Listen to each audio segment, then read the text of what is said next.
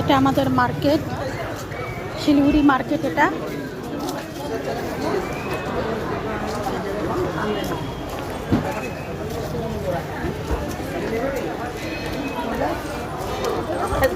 কি কি গোড়াটা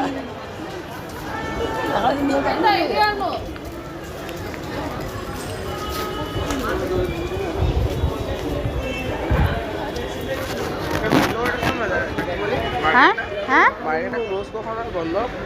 বন্ধ হবে তোর 11টা।